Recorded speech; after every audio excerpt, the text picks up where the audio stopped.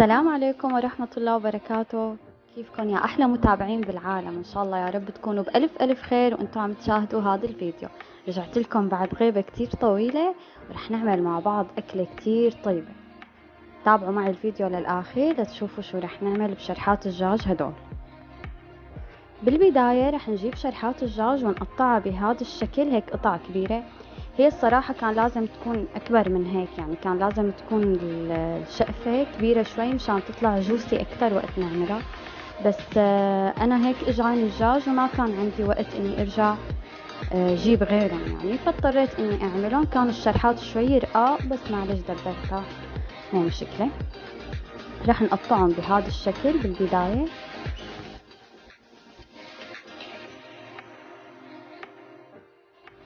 هي الأكلة من الأكلات اللي أنا عن جد كتير بحبها، يعني من الأكلات المفضلة والمميزة عندي، وحتى بالنسبة لأولادي نفس الشي.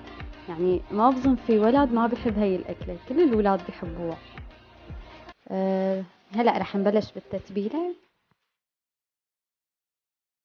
رح نحط معلقة صغيرة هيل مطحون، ومعلقة بهار دجاج، ومعلقتين أو 3 بهارات شيش. يعني نحن بهي الأكلة بدنا أكتر شي يكون بهار الشيش، هو اللي لازم تظهر نكهته. ورح نحط ملح وفلفل. طبعا الكميات حسب كمية الدجاج اللي عندكم، أنا مثل ما شايفين الكمية عندي قليلة فهيك كان بكفي. حطيت كمان بابريكا مدخنة وكاري. أنا طبعا رح أترك لكم كل هدول الشغلات بصندوق الوصف إذا الله راد. ورح نحتاج كمان معلقتين لبن زبادي، ومعلقة خل، وبرش ليمونة كاملة. والليمونة نفسها اللي حنبرشها حناخد نصها حنعصره عصير. إذا بتحبوا تعصروها كلها كمان ما بيأثر، بس أنا عصرت بس نص بهذا الشكل. وهيك بنقلب كل التتبيلة مع بعضها وبننقع فيها الدجاج. ابني حب ينطرب وأنا عم سجل الفيديو. المهم ما علينا، بنحرك التتبيلة كتير منيح بهذا الشكل. وكمان ضفت عليها تقريبا شي معلقتين زيت، لأنه وقت نجي نعمل الشيش، يعني وقت بدنا نساويه على الجريل، ما رح نستعمل أبدا لا سمنة ولا زيت.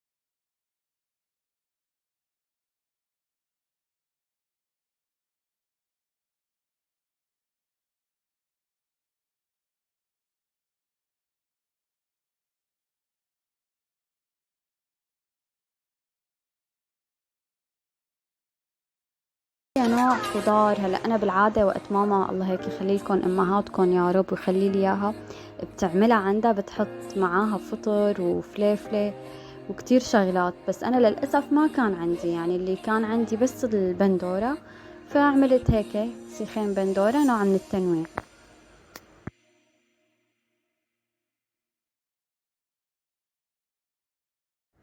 ما بتتخيلوا قديش ريحة التتبيلة كانت بتشهي عن جد. يعني أنا وولادي اجوا لناحية وأنا عم بشتغل فيهم، بنتي قال بدها تدوق شقفة هيك هي ونية، على قد ما الريحة عن جد بتشهي كانت. يعني نطف قلبنا بالبيت على بين ما خلصتهم وطبختهم.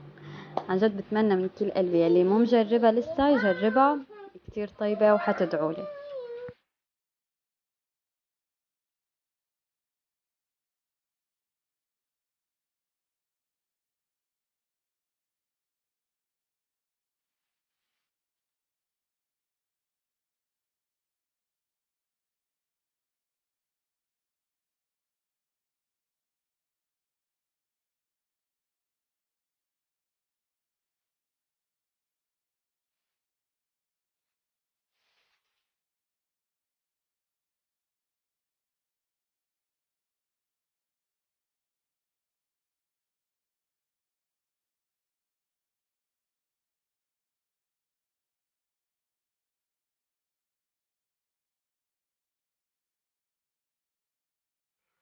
وهلأ بعد ما خلصنا يعني شكيناهن وظبطناهن حنبلش نشويهم بالمقلاية.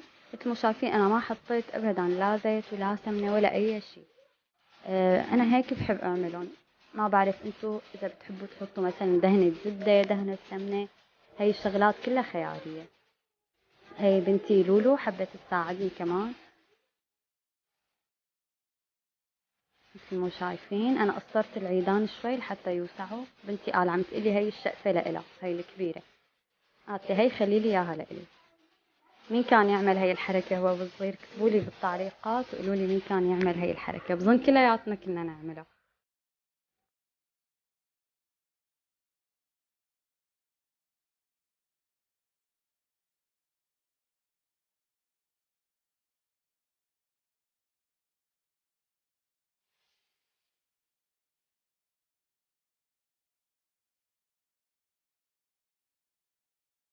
حاولت احطهم كلياتهم بالمقلاية مرة واحدة واطبخهم مع بعض، حسيتهم ما رح يوسعوا، قلت لا بنقيم شوي لوجبة تانية خليهم ياخدوا راحتهم بالمقلاية. مثل ما شايفين انا نسيت اول شي البندورة اعمل لها ثقب بالسكينة. وقت حطيتها على النار ما استوت الصراحة اول شي، فرجعت عملت لهم كل وحدة هيك جرحتها شوي بالسكينة. استوت اسرع وطلعوا كمان ظراف وبشهوا. مثل ما شايفين بعد ما حطيتهم على النار هيك بعد بشوي شايفين المي لحالها طلعت منهم وبلشوا يستووا. بنقلبهم، بنضل منقلبهم يعني كل شوي لازم نقلبهم. وطبعا بنخليهم على نار كتير هادية لحتى يبلشوا يتنشفوا بهذا الشكل. بنقوي النار شوي عليهم وبنخليهم ياخدوا تحميرة خفيفة، بس هيك لون الشوي. اذا بتحبوا فيكم تحطوا لهم فحمة كمان مشان ياخدوا نكهة الشوي، بس بما انه حطينا بابريكا مدخنة ما بنحتاج. مثل ما شايفين منظر عن جد بشهي والطعمة كانت كتير طيبة. حتى ما بياكلوا وقت بالاستوى يعني فورا بيصيروا.